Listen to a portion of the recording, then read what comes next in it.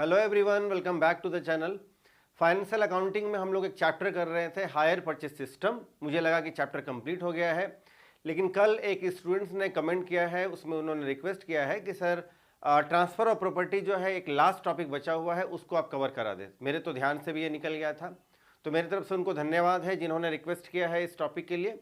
तो आज हम लोग ट्रांसफ़र ऑफ प्रॉपर्टी इस चैप्टर का लास्ट टॉपिक कवर करने वाले हैं। आज हम लोग ट्रांसफ़र ऑफ प्रॉपर्टी का कॉन्सेप्ट समझेंगे, क्या है ये, और दो कंप्लीट क्वेश्चन हम लोग करेंगे। एक में हम लोग को जनरल एंट्री बनाना है, इंटरेस्ट कैलकुलेशन सीखना है। दूसरे क्वेश्चन में हम लोग नेसेसरी अकाउंट बनाना हम लोग सीखेंगे और इंटरेस्ट कैलकुलेशन उसमें भी हम लोग सीखेंगे, जनरल एंट्री भी करेंगे। तो चलिए आज का वीडियो स्टार्ट करते हैं। Let's begin.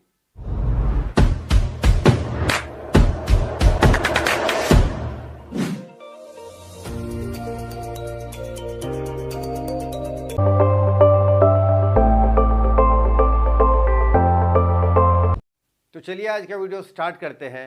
Let's begin.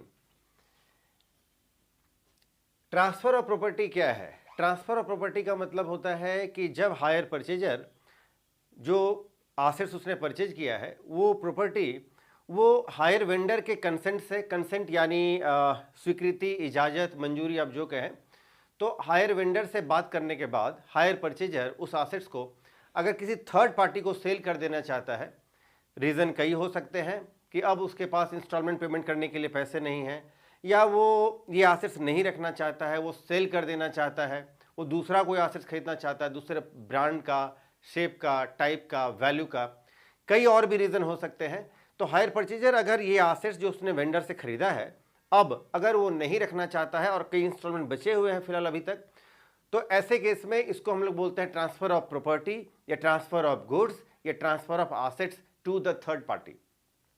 यही है। तो इसमें क्या है कि हम लोगों को जनरल एंट्रीज करना पड़ सकता है वेंडर के बुक में, हायर परचेजर के बुक में और थर्ड पार्टी के बुक में, जिसको हम लोग न्यू परचेजर भी कहते हैं और अलग अलग नाम से जानते हैं, अभी हम लोग डिटेल में देखेंगे। तो यही है ट्रांसफ़र ऑफ प्रॉपर्टी।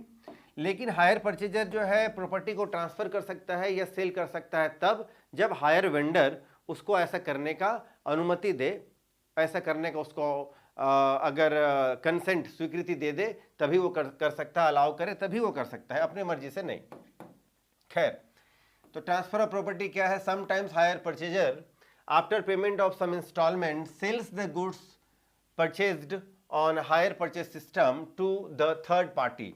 तो हायर परचेजर जो है वेंडर के कंसेंट से, वेंडर से परमिशन लेने के बाद, after taking the permission of the hire vendor और as per the terms of the hire purchase agreement, और अग्रीमेंट में जो टर्म्स एंड कंडीशन है उसके तहत परचेजर वेंडर से परमिशन ले लेता है कि ये एसेट्स मुझे सेल करना है, अगर आप कहें तो मैं सेल कर दूं। बोला ठीक है कर दो, कर देगा। इस केस में take some account by the way of compensation from the third party for the instalment paid by him. Compensation का मतलब होता है क्षतिपूर्ति। तो ऐसे केस में हायर परचेजर ने कुछ इंस्टॉलमेंट का तो पेमेंट पहले से कर रखा है, तो इस अमाउंट के रिकवरी के लिए, कंपनसेशन यानी क्षतिपूर्ति के लिए, वो थर्ड पार्टी से कुछ अमाउंट चार्ज करता है और फिर हायर वेंडर को जो है बाकी का पैसा जो है न्यू पार्टी या थर्ड पार्टी पेमेंट कर देगा, बचे हुए instalment. Future instalments are paid by the third party to the vendor, और बचा हुआ इंस्टॉलमेंट का पैसा, कैश वैल्यू का पैसा, इंटरेस्ट का पैसा, वो किसको पे करेगा? अब थर्ड पार्टी के द्वारा पेमेंट किया जाएगा हायर वेंडर को। चलिए अब कुछ टर्म्स को हम लोग समझ लेते हैं कुछ टर्म्स हम लोग समझ लेते हैं। ओल्ड परचेजर, जो ओल्ड परचेजर है, जिसको हम लोग पहले ओल्ड परचेजर यानी हायर परचेजर, तो जिसको पहले हम लोग हायर परचेजर कहते थे, अब चूंकि तीन पार्टीज हो गए तो सबका नाम बदल गया, थोड़ा थोड़ा नाम में चेंजेस आपको देखने को मिलेगा। तो जिसको हम लोग पहले हायर परचेजर कहते थे उसको अब हम लोग बोलेंगे ओल्ड परचेजर, क्योंकि अब न्यू परचेजर भी आ चुका है जिसको थर्ड पार्टी हम लोग कहेंगे। तो ओल्ड परचेजर कौन है? ये हायर परचेजर है। इसी को हम लोग असाइनर कह सकते हैं या फिर ट्रांसफरर कह सकते हैं। असाइनर यानी जिसने असाइन किया, ट्रांसफर इसलिए कहते हैं क्योंकि इसी ने गुड्स को या एसेट्स या प्रॉपर्टी को ट्रांसफर किया है, तो ये ट्रांसफरर है। दूसरे तरफ देखिए न्यू परचेजर, न्यू परचेजर किसको बोलेंगे? थर्ड पार्टी को। तो आप इसको न्यू परचेजर कहें या फिर आप थर्ड पार्टी कहें या फिर असाइनी कहें, जिसको असाइन किया गया है एसेट उसको बोलते हैं असाइनी, या जिसको ट्रांसफर किया गया है एसेट उसको बोलेंगे ट्रांसफरी। तो वो 3 और 4 नाम इसके अलग अलग हैं, आप इसमें कंफ्यूज नहीं करना। 3-4 अलग अलग बुक में मैंने देखा तो उनका नाम कहीं कहीं कुछ अलग अलग है। एक पुराना ये एस एम शुक्ला का बुक है मेरे पास, ये करीब 8-10 साल पुराना है, तो इसमें कुछ अलग नाम दिया हुआ है। एक ये हानिफ एंड मुखर्जी है, इसमें कुछ अलग नाम देखने को मिला मेरे को। अभी का जो बुक चल रहा है ये नया वाला एस एम शुक्ला, इसमें कुछ नाम अलग है, एंट्रीज वगैरह कुछ अलग ढंग से हैं। एक एसपीपीटी का बुक है, एसपीपीटी पब्लिकेशन का, इसमें कुछ अलग देखने को मिला। खैर, तो कुल मिलाकर अगर देखा जाए, है ना, तो कुल मिलाकर अगर देखा जाए तो हम लोग, मेरे को ये 3-4 नाम दिखे जिससे हम लोग थोड़ा अवेयर हो जाएं तो आगे हम लोग को इसमें मदद मिलेगी। चलिए अब हम लोग आगे का बात करेंगे। तो अब जो है, जब ट्रांसफर होगा प्रॉपर्टीज का from hire purchaser to third party या फ्रॉम असाइनर टू असाइनी या फ्रॉम ट्रांसफर टू ट्रांसफर, जो भी कहें, तो तीनों के बुक में जो जनरल एंट्रीज होंगे उस पर चर्चा करेंगे। पहला है आपका general entries in the books of higher vendor. Vendor वही है, वेंडर पहले जो था अभी भी वेंडर वही का वही रहेगा, इसका नाम नहीं चेंज होगा। तो देखिए, व्हेन गुड्स ट्रांसफर्ड या फिर assets transfer to third party, जब एसेट्स ट्रांसफर किया जाएगा थर्ड पार्टी को, तो वेंडर के बुक में भी कुछ एंट्रीज होगा। हाँ होगा, क्या होगा? न्यू परचेजर्स या फिर assignees account debit to old purchasers account. New purchaser को जो है डेबिट कर दिया जाएगा। क्यों डेबिट द रिसीवर? क्योंकि अब वो एसेट्स वगैरह रिसीव कर रहा है, तो डेबिट द रिसीवर कर दिया जाएगा। और to old purchaser account, old purchaser को अब क्रेडिट कर दिया जाएगा क्योंकि आगे का जो पैसा वगैरह है ओल्ड परचेजर से लेना है। ठीक है, तो ये एंट्री जो है ये आपका वेंडर के बुक में हो जाएगा। दूसरे नंबर पर आता है ओल्ड परचेजर, या जिसको हम लोग पहले हायर परचेजर कहते थे, अब जिसको हम लोग असाइनर कहें या फिर ओल्ड परचेजर कहें। इसके बुक में क्या एंट्री होगा? तो फॉर ट्रांसफरिंग ऑफ एसेट्स, जब एसेट्स ट्रांसफर किया जाएगा तो क्या एंट्री होगा? तो ये करेगा असाइनीज अकाउंट डेबिट, यानी थर्ड पार्टी असाइनी जो भी कहें उसको डेबिट करेगा क्योंकि वो एसेट्स उसने रिसीव किया है, डेबिट द रिसीवर, तो असाइनी को वो डेबिट कर देगा और ये हायर वेंडर को फिर डेबिट कर देगा। हायर वेंडर को डेबिट करेगा, जो अमाउंट हायर वेंडर का बचा हुआ है उस अमाउंट से हायर वेंडर को डेबिट कर देगा। जो वैल्यू ऑफ एसेट्स जो इसने लगाया है परचेजर, हायर परचेजर ने यानी असाइनर ने, इतने में उसको देना है असाइनी को, वो अमाउंट यहाँ पर लिख दिया जाएगा। असाइनीज अकाउंट डेबिट हो जाएगा और to assets account debit what comes in, credit what goes out, जो आया डेबिट जो गया क्रेडिट, तो एसेट्स चला गया तो टू एसेट्स अकाउंट ये कर देगा। इसके बाद असाइनर के बुक में फिर दो में से कोई एक एंट्री होगा। ये एसेट्स को ट्रांसफर करने के बाद या तो इसको प्रॉफिट हुआ या तो इसको लॉस हुआ। यानी मान लेते हैं कि इसने अभी तक, हायर परचेजर ने, जिसको अब हम लोग कहेंगे असाइनर, असाइनर ने अभी तक मान लेते हैं कि इसने 1 लाख रुपया तक पेमेंट कर दिया था, लेकिन इसको इस एसेट्स को जब थर्ड पार्टी को सेल किया तो इसको 1,10,000 रुपया मिला, तो एक तरह से देखो तो इसको 10,000 रुपये का प्रॉफिट हो गया। या दूसरा भी कुछ हो सकता था कि 1 लाख का जो इसने पेमेंट कर रखा है बदले में इसे 98,000 ही मिला, यानी एसेट्स को 98,000 में सेल किया, तब तो 2,000 का लॉस है। तो या तो लॉस होगा या तो प्रॉफिट होगा, या हो सकता है 1 लाख में जो इसने पेमेंट किया 1 लाख ही अगर मिला इसको बेचने से एसेट्स, तो ना प्रॉफिट ना लॉस। लेकिन अगर ये एसेट्स अगर इसने थर्ड पार्टी को सेल किया तो अगर प्रॉफिट हुआ तो प्रॉफिट का एंट्री करना पड़ेगा, उसके लिए क्या एंट्री करना पड़ेगा, लॉस के लिए क्या एंट्री करना पड़ेगा। तो प्रॉफिट अगर हुआ तो पीएल अकाउंट को क्रेडिट करना पड़ेगा और डेबिट किसको करना पड़ेगा, एसेट्स को। और अगर लॉस हो गया तो पीएल अकाउंट को डेबिट करना पड़ेगा और टू एसेट्स अकाउंट। सर ऐसा क्यों करते हैं? क्योंकि अगर वैल्यू ज्यादा लगा है तो एसेट्स का वैल्यू बढ़ा है तो एसेट्स डेबिट आइटम होता है और डेबिट करना पड़ेगा, तो एसेट्स अकाउंट डेबिट। जब इनकम गेन किसी तरह का अर्निंग या प्रॉफिट होता है तो पीएल अकाउंट तब क्रेडिट होता है, तो यहां पर प्रॉफिट हो गया एसेट्स को ट्रांसफर या सेल करने से, तो पीएल अकाउंट क्रेडिट। लॉस होता है, एक्सपेंसेस होता है तो पीएल को डेबिट करते हैं, इसीलिए पीएल अकाउंट डेबिट। और एसेट्स का वैल्यू तो कम हो गया तो फिर एसेट्स को क्रेडिट करना पड़ेगा, इसीलिए एसेट्स यहां पर क्रेडिट हुआ है। तो इन दोनों में से कोई भी एक एंट्री करना पड़ सकता है। On receiving the additional amount from assignee या फिर न्यू परचेजर। अब सारा कुछ सेटलमेंट करने के बाद एक अमाउंट जो कि आपने रिसीव किया है, यानी हायर परचेजर जिसका नाम अब असाइनर हो गया है, तो असाइनर एक अमाउंट जो असाइनी से यानी थर्ड पार्टी यानी न्यू परचेजर से जो रिसीव कर रहा है उसके लिए एक एंट्री डालना पड़ेगा, bank account debit to assignee या थर्ड पार्टी अकाउंट। ठीक है, तो ये एंट्री भी हमारा हो जाएगा। ये इतना एंट्री हो गया आपका हायर परचेजर बोले तो असाइनर के बुक में। और अब वेंडर के बुक में देख लिया, असाइनर के बुक में देख लिया। अब हम लोग देखेंगे general entries in the books of third party, जिसको हम लोग न्यू परचेजर या फिर हम लोग बोल सकते हैं असाइनी। इसके बुक में 2 एंट्रीज होता है जनरली ऑन परचेज ऑफ आसेट्स। जब आसेट्स ये परचेज करेगा तो पहला एंट्री करेगा आसेट्स अकाउंट डेबिट, जितने में आसेट्स ये खरीदा है। आसेट्स इतने 1 लाख में खरीदा है मान लेते हैं, तो परचेज प्राइस यहाँ डालना होगा आसेट्स अकाउंट डेबिट 1 लाख रुपया। 1 लाख रुपया इसने डेबिट कर दिया। और टू हायर वेंडर अकाउंट, जितना बैलेंस अमाउंट जो हायर वेंडर को पेमेंट करना है यहाँ लिखना होगा। और टू असाइनर अकाउंट, जिसको हम लोग ओल्ड परचेजर भी बोल सकते हैं, टू ओल्ड परचेजर अकाउंट। कहने का मतलब ये है कि इस एसेट्स का जो परचेज प्राइस है वो कितना है। मान लेते हैं कि असाइनी ने यानी थर्ड पार्टी यानी न्यू परचेजर ने 1 लाख में एसेट्स खरीदा। इस 1 लाख में जो है हायर परचेजर जो पहले था यानी जो अब असाइनर बन चुका है, तो असाइनर का कहना है कि मुझे 60,000 रुपया दो, मैं 60,000 में तुम्हें एसेट्स दे रहा हूं। तो असाइनर को, अब ध्यान से आप देखिए, असाइनर जो है असाइनर को 60,000 रुपया ये पेमेंट करने वाला है और हायर वेंडर को 40,000 ये पेमेंट करेगा जो कि बैलेंस अमाउंट है। ठीक है, तो कुल मिला करके इसको तो 1 लाख रुपया देना है। तो इसने एसेट्स कितना में खरीदा है? 1 लाख रुपये में, इसलिए ये एंट्री करता है एसेट्स अकाउंट डेबिट 1 लाख रुपया। टू वेंडर 60,000, टू असाइनर या फिर ओल्ड परचेजर 40,000, इस तरह से एंट्री होगा। और दूसरा एंट्री ये करता है जब अमाउंट पे किया जाता है, किसको करेगा? असाइनर को। तो ये करता है असाइनर अकाउंट डेबिट या फिर old purchaser account debit. Old purchaser ये बोलना इसके लिए तो ठीक नहीं है, वेंडर बोले तो ठीक है। तो असाइनर अकाउंट डेबिट टू बैंक या फिर कैश अकाउंट 1 लाख रुपए ये पेमेंट किया, बात खत्म। तो तीनों के खाते में जनरल एंट्री हो गया हम लोगों का।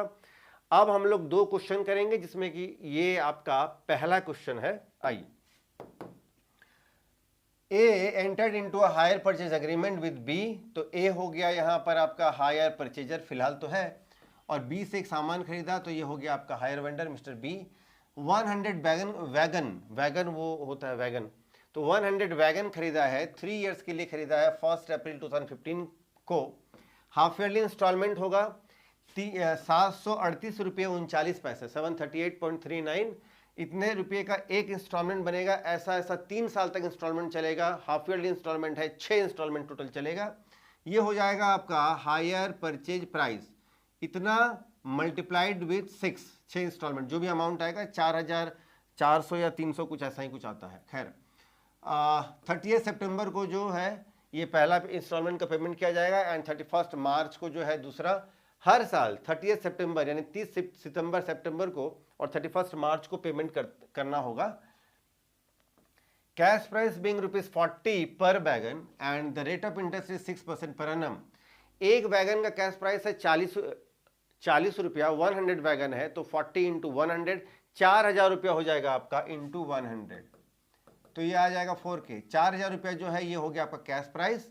हायर परचेज प्राइस तो आपको दिख रहा है ऊपर, मल्टीप्लाई करके आएगा with the half yearly rests.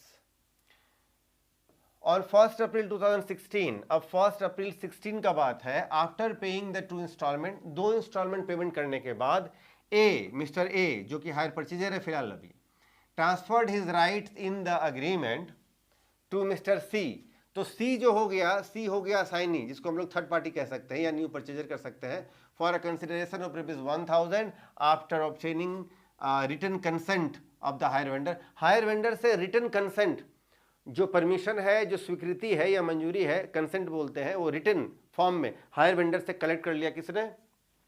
Purchaser ने। और ये जो है इस एसेट्स को सेल कर दिया किसको? मिस्टर ए ने। जो परचेजर किसने सेल कर दिया? किसको? सी को सेल कर दिया। कितने में? 1,000 रुपये में। C paid this sum to A on 1 April 2016। तो सी ने जो है 1,000 रुपया मिस्टर बी को, मिस्टर ए को दे दिया, हायर परचेजर को दे दिया।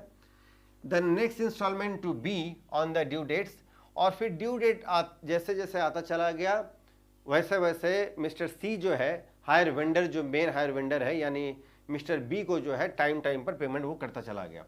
सो in the form of journal entries in the how the transaction should appear in the books of C. C के बुक में हम लोग को 30 सितंबर 2016 तक, बस इतने ही दिनों तक जनरल एंट्री हम लोग करना है। When there financial year ended writing of depreciation at the rate of 10% per annum. ठीक है, डेप्रिसिएशन वगैरह है, ये तो हम लोग पहले से जानते हैं। पहला काम इंटरेस्ट का कैलकुलेशन करना। चलो जी,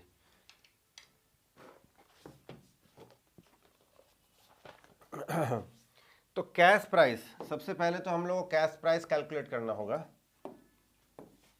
छोटा सा यहाँ कर लेते हैं कैश प्राइस। कैसे कैलकुलेट करेंगे? तो ₹40 इंटू 100 वैगन्स, ये हो गया आपका 4000 रुपया। ठीक है, और कैश प्राइस से ही हम लोग इंटरेस्ट कैलकुलेट करते हैं। तो डेट हो जाएगा आपका ये 1 अप्रैल 2015 को ये एसेट्स खरीदा गया है। कैश प्राइस हो गया आपका 4000। कोई डाउन पेमेंट वगैरह नहीं है, तो 4000 पर ही 6% इंटरेस्ट कैलकुलेट करना है। 4000 पर 6% इंटरेस्ट कैलकुलेट करना है। लेकिन हाफ ईयरली इंस्टॉलमेंट है तो हम लोग 6/12 कर लें, या फिर हाफ ईयर है तो 1/2 कर लें, और ये इंटरेस्ट आ जाएगा 120 रुपया। ठीक है, सारे इंस्टॉलमेंट में इंटरेस्ट इंक्लूड है, इसीलिए हम लोग हेडिंग यहाँ पर डालेंगे cash value equal to instalment minus interest. कुछ स्टूडेंट पूछते हैं कि सर कब cash value equal to instalment minus interest का हेडिंग यहाँ डालें, और कब हम लोग करते हैं instalment equal to cash value plus interest. तो जब इंस्टॉलमेंट में इंटरेस्ट इंक्लूड है तब उससे इंटरेस्ट को हम लोग को माइनस करना होता है। सर पता कैसे चलेगा? तो देखिए 738.39 इंटू 6 अगर हम लोग करेंगे तो ये 4400 रुपये के आसपास कुछ होता है। यानी ये आपका हायर परचेज प्राइस हो गया। कैसे पता चला? कैश प्राइस तो 4000 है, ये 4400 के आसपास जो अमाउंट आएगा आपका, ये हायर प्राइस है, इसमें इंटरेस्ट इंक्लूड है, तो इसको बोलेंगे हायर परचेज प्राइस। यानी सारे इंस्टॉलमेंट में थोड़ा थोड़ा इंटरेस्ट इंक्लूड है, तभी तो ये जाकर के बना ये हायर अमाउंट। खैर, तो इंस्टॉलमेंट माइनस इंटरेस्ट, तो इंस्टॉलमेंट तो भाई 738 रुपया 39 रुपया है, और 120 रुपये इसमें इंटरेस्ट इंक्लूड है, तो 618 रुपया 39 पैसा ये हो गया हमारा कैश प्राइस, कैश वैल्यू। ये कब पे किया गया है? तो 30 सितंबर 2015 को लेस कैश पेड। कितना पे किया गया है? 618 रुपया 39 पैसा। ये आ जाएगा 3381 रुपया 61 पैसा। इस पर फिर से हम लोग अब 6% इंटरेस्ट कैलकुलेट कर लेंगे, लेकिन हाफ ईयर के लिए तो 1/2 या फिर 6/12 भी आप लोग कर सकते हैं। 101 रुपया 44 पैसा, 101 रुपया 44 पैसा।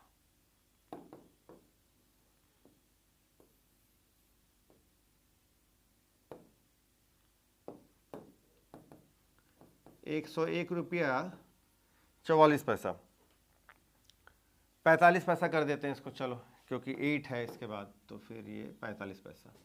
फिर से 738.39 में 101 रुपया 45 पैसा ये इंटरेस्ट का अमाउंट इंक्लूड है, तो ये 636 रुपया 94 पैसा कैश वैल्यू का अमाउंट आ जाएगा।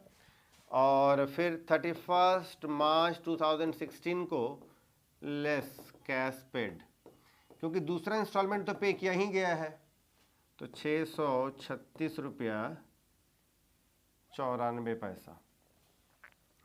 अमाउंट आपका बचा है 2744 रुपया 67 पैसा। ठीक है, और इसके बाद ही जो है अब जो है एसेट्स ट्रांसफर कर दिया गया है, तो अब इंटरेस्ट वगैरह का ड्यू एंट्री, ना ड्यू का एंट्री होगा, ना कैलकुलेशन होगा, ना इंटरेस्ट पे किया जाएगा, ना इंस्टॉलमेंट पे। अब हायर परचेजर इसके बाद कुछ किया ही नहीं है, इसने बस एसेट्स को ट्रांसफर कर दिया, यानी सेल कर दिया थर्ड पार्टी को, मिस्टर सी को। इसलिए इससे ज़्यादा इंटरेस्ट अब हम लोगों को कैलकुलेट नहीं करना है। अब कौन करेगा इंटरेस्ट कैलकुलेशन? मिस्टर सी करेगा, और सी के बुक में हम लोग को जो है इंटरेस्ट कैलकुलेशन वगैरह नहीं करना है। तो बस इतना हो गया, काफ़ी। आइए अब हम लोग करेंगे जर्नल एंट्रीज। जर्नल एंट्रीज क्या होगा? अच्छा, किसके बुक में हम लोग करना है journal entries? Journal entries in the books of mister C, जिसको हम लोग बोल सकते हैं थर्ड पार्टी या फिर असाइनी, जो भी आप कह लें इसको, या न्यू परचेजर। इसके बुक में हम लोग को एंट्री करना है। तो पहला एंट्री ये क्या करेगा, अच्छा ये कब ये सब काम कर रहा है, ये 1 अप्रैल 2016 को ये सब काम करेगा। और पहला काम इसने क्या किया, एसेट्स को परचेज किया है। तो पहला एंट्री ये करेगा एसेट्स अकाउंट डेबिट, एसेट्स का नाम है वैगन, तो ये करेगा वैगन्स अकाउंट डेबिट। और उसके बाद अच्छा वैगन्स अकाउंट डेबिट और टू एज अकाउंट और टू बीज अकाउंट, ठीक है। बी कौन है, ये है hire vendor, hire vendor account को क्रेडिट क्यों करना पड़ेगा, इसको कितना देना है, और टू एज अकाउंट ए को कितना देना है, ठीक है। तो वैगन को अच्छा किसको कितना कितना देना है। तो अब आप ध्यान से देखिए, आइए देखते हैं, ध्यान से देखिए। अब आप ये 2744 रुपया 67 पैसा जो है कैश प्राइस का, कैश वैल्यू का जो बचा हुआ है, जो परचेजर ने पेमेंट करने के बाद इतना अमाउंट पे नहीं किया है, ये अमाउंट तो मिलना ही चाहिए मिस्टर बी को जो वेंडर है, हाँ तो मिलेगा। अब कौन पे करेगा, मिस्टर सी पे करेगा, किसको, वेंडर को यानी बी को। तो ये अमाउंट मिस्टर सी यानी न्यू परचेजर जो है किसको पेमेंट करेगा, वेंडर को इतना पैसा जाएगा, किससे जाएगा, सी, तो मैं लिख देता हूं, ये पैसा सी टू बी है ना, सी पेमेंट करेगा बी को, ठीक है।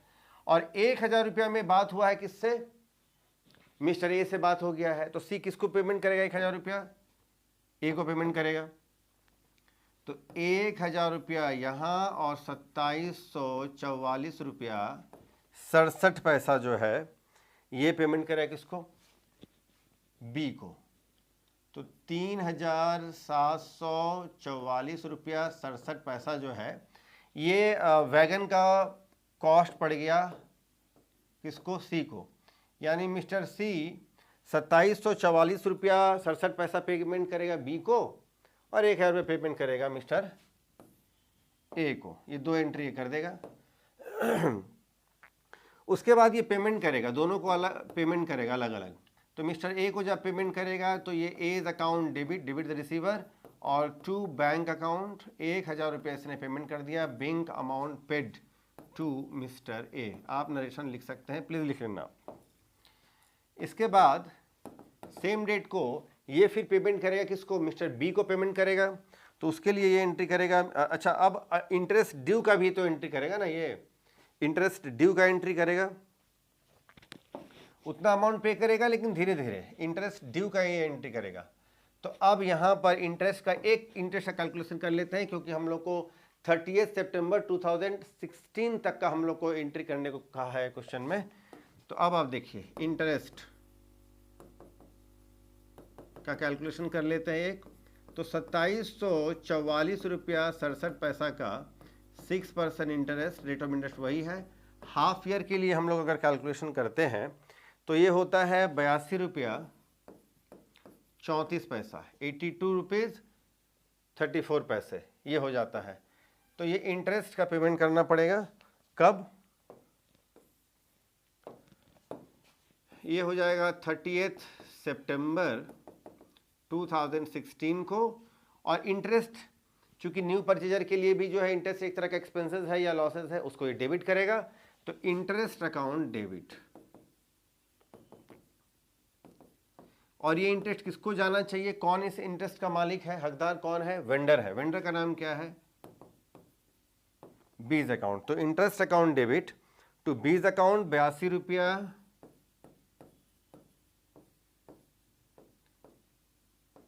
34 पैसा, ठीक है। इसके बाद अब इंस्टॉलमेंट का पेमेंट किया जाएगा सेम डे को। सेम डे को इंस्टॉलमेंट का पेमेंट किसको किया जाएगा, बी को। तो B's account debit, debit the receiver to bank account. Instalment का अमाउंट वही है 738 रुपया 39 पैसा, ठीक है। चलो इतना हो गया। इसके बाद ये डेप्रिसिएशन भी चार्ज करेगा, ये डेप्रिसिएशन भी चार्ज करता है। तो डेप्रिसिएशन कैसे करेंगे चार्ज, आइए देखते हैं। डेप्रिसिएशन,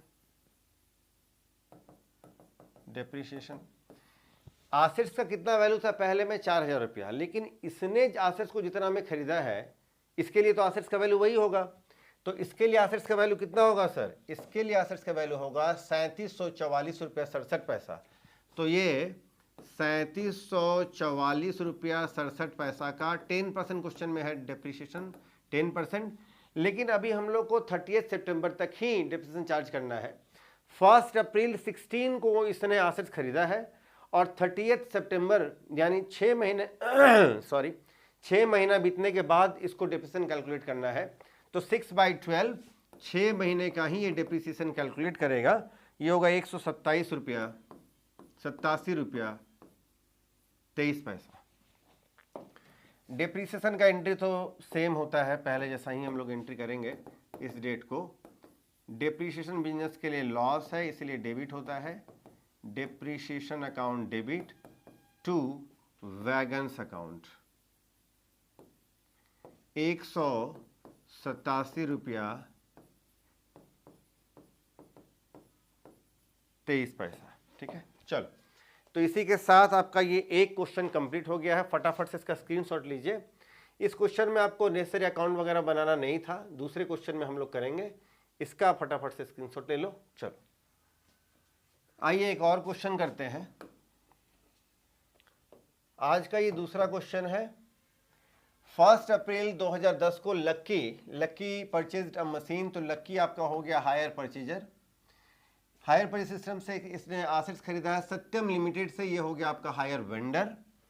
कैश प्राइस जो है ये मशीन का 2 लाख रुपया है और पेमेंट जो है वो payment was to be made as ₹50,000 as down, यानी ये जो है डाउन पेमेंट हो गया 50,000 और बाकी का जो है बैलेंस 3 इक्वल इंस्टॉलमेंट ऑफ ₹50,000 50,000 का 3 इंस्टॉलमेंट पेमेंट किया जाएगा with interest at the rate of 10% per annum, और जिसमें 10% इंटरेस्ट इंक्लूड करके 50,000 करके पेमेंट करना है, यानी 50,000 प्लस इंटरेस्ट, दूसरा इंस्टॉलमेंट 50 प्लस इंटरेस्ट, तीसरा इंस्टॉलमेंट 50 प्लस इंटरेस्ट, ऐसे पेमेंट किया जाना है।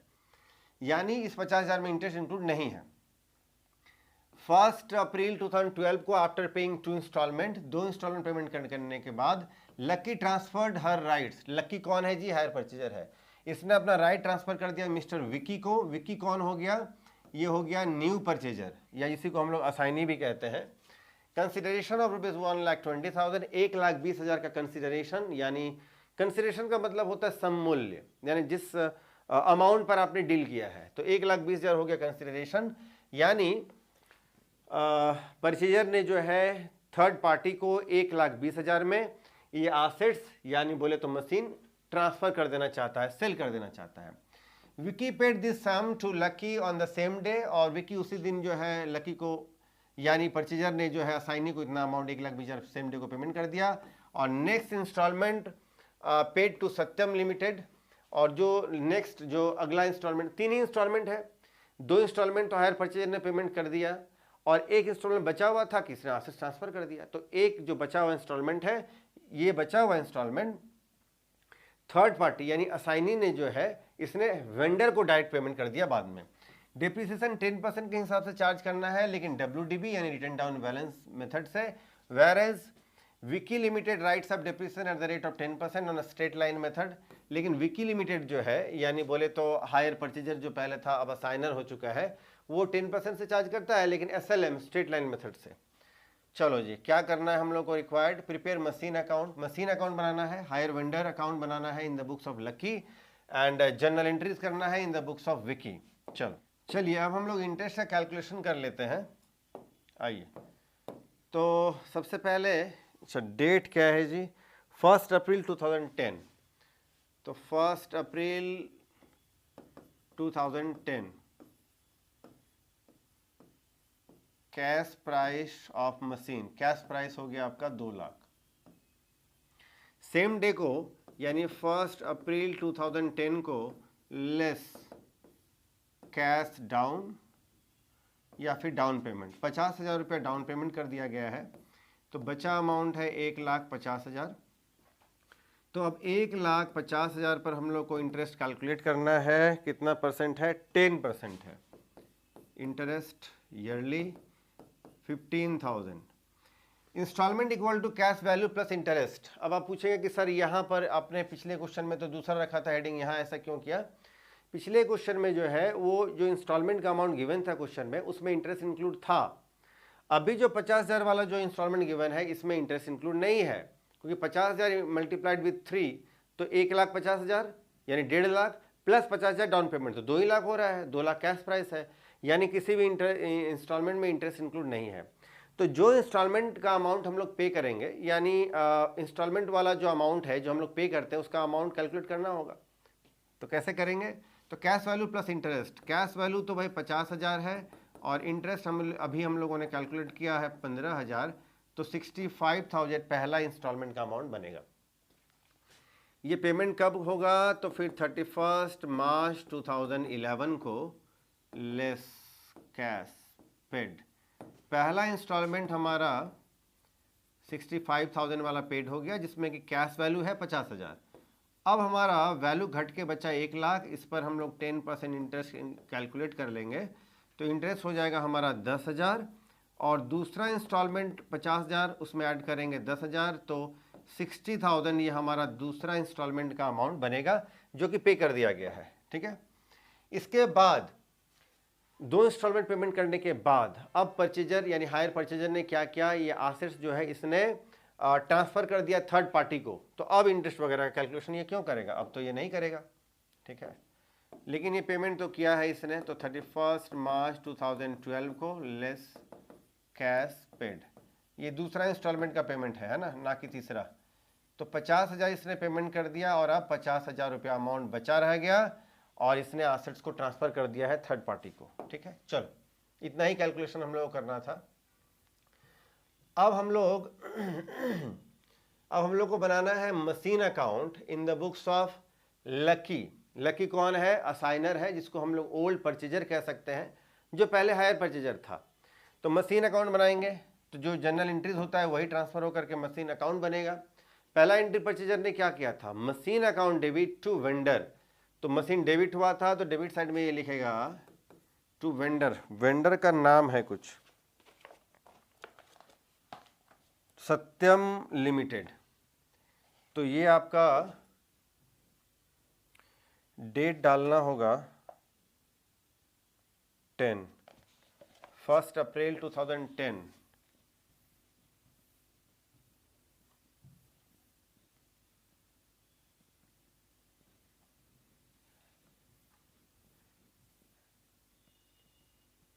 चलो जी, तो 1 अप्रैल 2010 को इसने मशीन खरीदा है, तो machine account debit to Satyam limited account. तो मशीन डेबिट हुआ, डेबिट साइड में लिखेंगे to Satyam limited account. Machine का कैश प्राइस है 2 लाख रुपया और यहाँ पर कैश प्राइस ही आता है मशीन का। अब मशीन ये 1 साल अपने पास रखे रहा और फिर दूसरा एंट्री इसने किया 1 साल at the end of this accounting year. ये एंट्री करता है depreciation account debit to machine. Depreciation debit हो गया, मशीन क्रेडिट हो गया, क्रेडिट साइड में ये लिखेगा बाय डेप्रिसिएशन अकाउंट। अच्छा, ये 10% है डेप्रिसिएशन, 10% है, तो 2 लाख का 10% 20,000।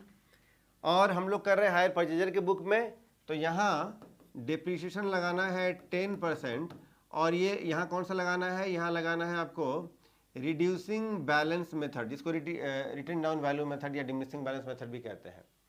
ठीक है, तो डेट क्या हो जाएगा? ये हो जाएगा 31 मार्च 2011 को। ठीक है, और सेम डेट को हो जाएगा बाय बैलेंस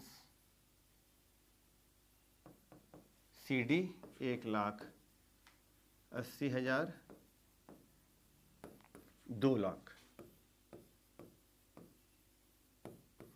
जितना कैरी डाउन किया उतना ही हम लोग यहाँ पर BD कर लेंगे, टू बैलेंस BD 1,80,000। ये हो जाएगा आपका 1 अप्रैल 2011। ठीक है, फिर से 1 साल बीत गया और फिर डेप्रिसिएशन चार्ज हो जाएगा 31 मार्च 2012 को bye depreciation by balance CD। इस क्वेश्चन में इसके लिए हायर परचेजर यानी जो ओल्ड परचेजर है, इसके लिए क्या है? डेप्रिसिएशन 10% तो है रिटन डाउन वैल्यू मेथड से, यानी अभी जो वैल्यू कितना है 1,80,000, तो 1,80,000 का 10% चार्ज करना है, तो फिर ये हो जाएगा 10% 18,000। टोटल करना है 1,80,000, तो 162,000 का बैलेंस ये रहा। ठीक है, चलो फिर हम लोग कर लेंगे to balance BD 162,000।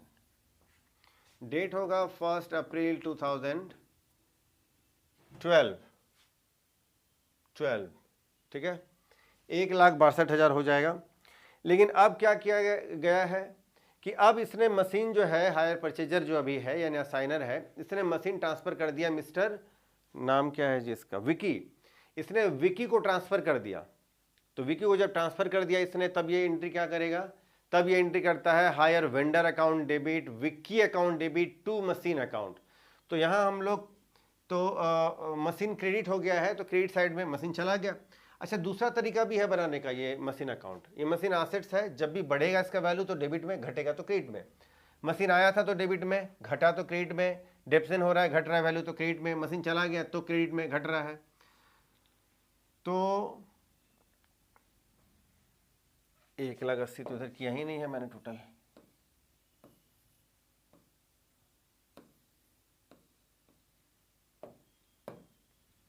$1,80,000।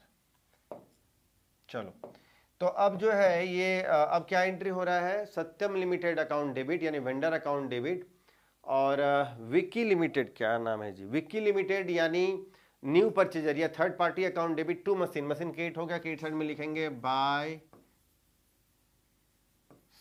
Satyam limited account by Vicky account.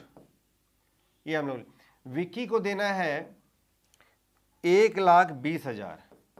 ठीक है, और 50,000 जो है वेंडर को पेमेंट करना है, तो ये हो गया आपका 1,70,000। 1,70,000 का टोटल। ठीक है, तो डेबिट में भी हम लोग टोटल कर लेंगे 1,70,000। अब आप ध्यान दीजिए, अमाउंट कितना बैलेंस, मतलब मशीन का वैल्यू आज के रेट में कितना है 1,62,000, लेकिन 170 के वैल्यू में हायर परचेजर ने इसको निपटा दिया, यानी असाइनर ने इसको सेटल कर दिया। तो 8,000 का तो भाई प्रॉफिट हो गया इसको। किसको प्रॉफिट हो गया 8,000 का, हायर परचेजर, जिसको अब हम लोग असाइनर बोलेंगे और लिखेंगे to profit and loss account. ये हो गया प्रॉफिट ऑन सेल या प्रॉफिट ऑन ट्रांसफर। और डेट क्या होगा, डेट तो यही होगा 1 अप्रैल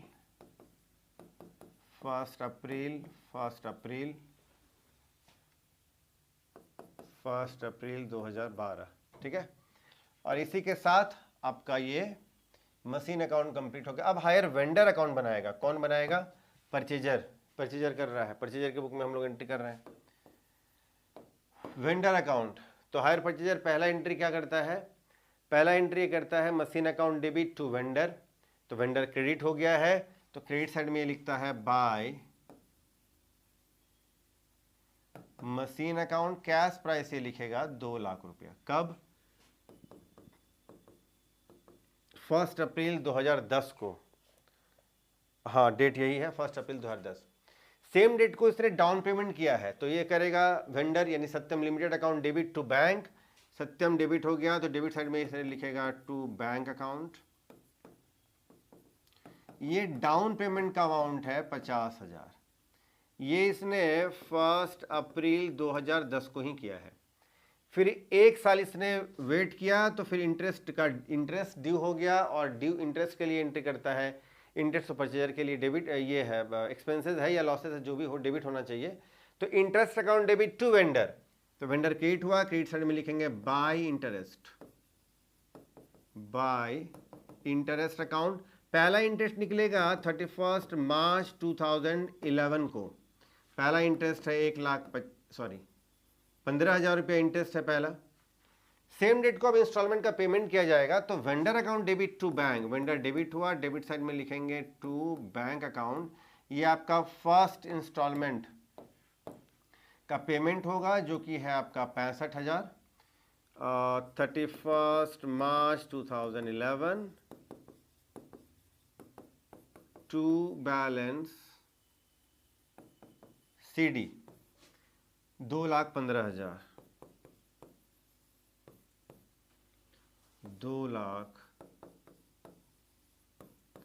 2,15,000 में से चला गया 1,15,000, तो बचेगा 1,00,000। अब इसको हम लोग कर लेंगे बाय बैलेंस BD 1,00,000 1 अप्रैल 2011। फिर एक साल पूरा वेट करना पड़ेगा, तो फिर इंटरेस्ट ड्यू का एंट्री होगा, interest account debit to vendor, vendor credit हो गया, क्रेडिट साइड में लिखेंगे बाय इंटरेस्ट अकाउंट। दूसरे इंस्टॉलमेंट में जो इंटरेस्ट है वो है 10,000, है ना, 10,000, ठीक है।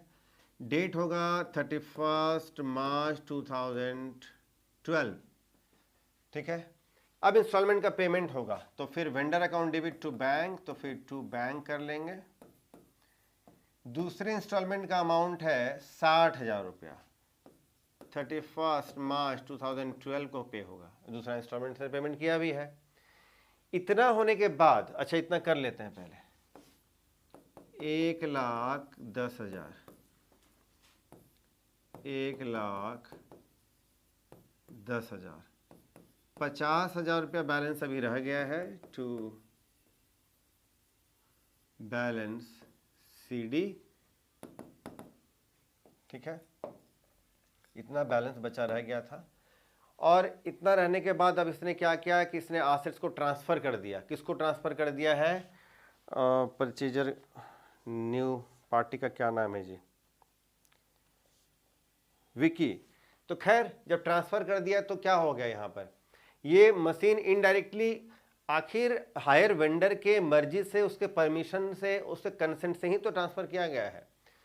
तो परचेजर एंट्री ऐसा करता है, यानी अभी तो उसको असाइनर बोलेंगे, असाइनर ऐसा एंट्री करता है कि vendor account debit to machine, मैंने मशीन वेंडर को लौटा दिया, इनडायरेक्टली यही चलता है, और उसने फिर उसको सेल कर दिया।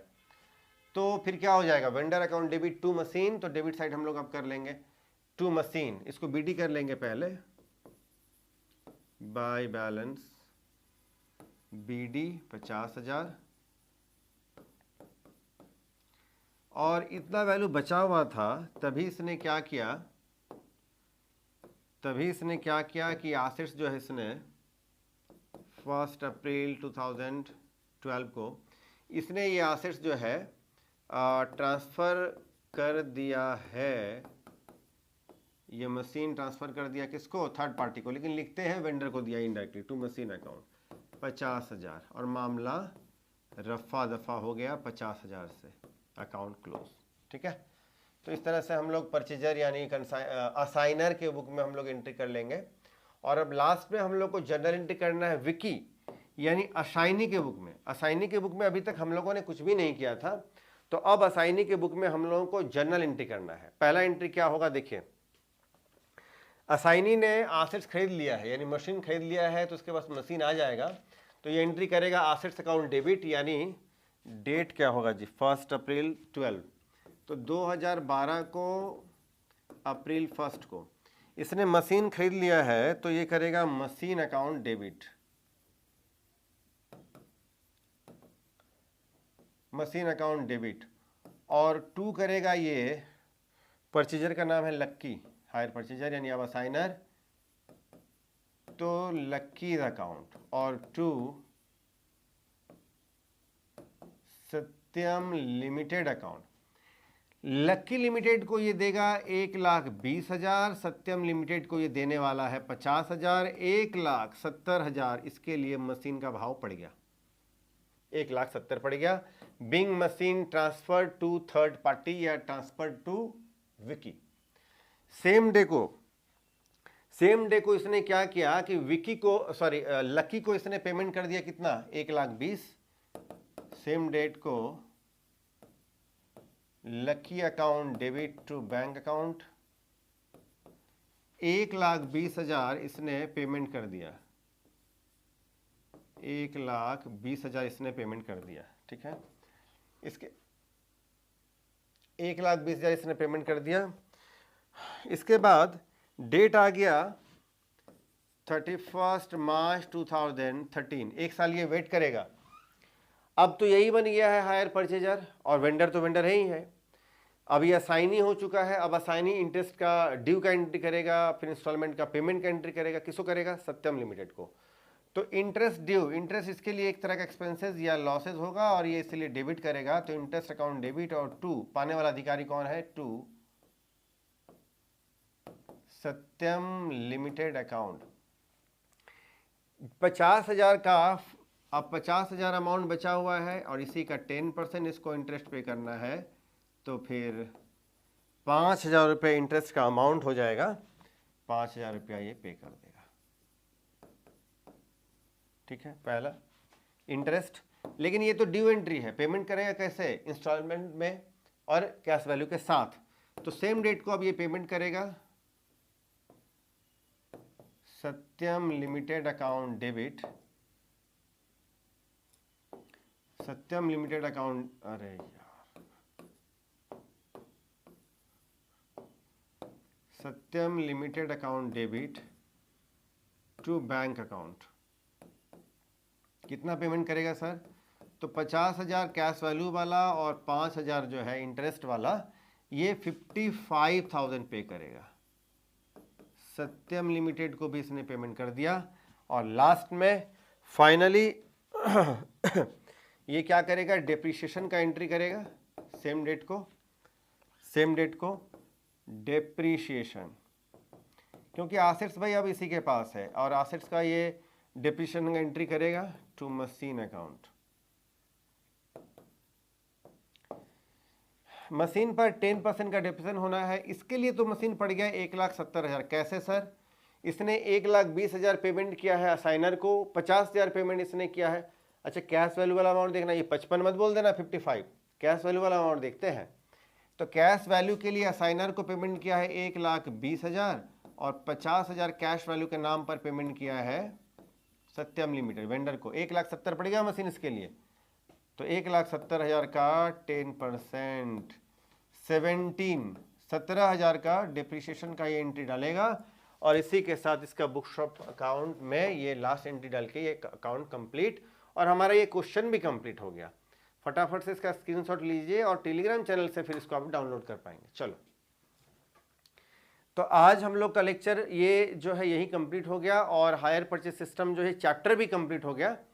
तो आज का लेक्चर आप कैसा लगा? और जिन्होंने ये रिक्वेस्ट किया था उनको मेरी तरफ से धन्यवाद है, नहीं तो मैं छोड़ ही दिया था, छूट ही गया था मेरे से ये गलती से।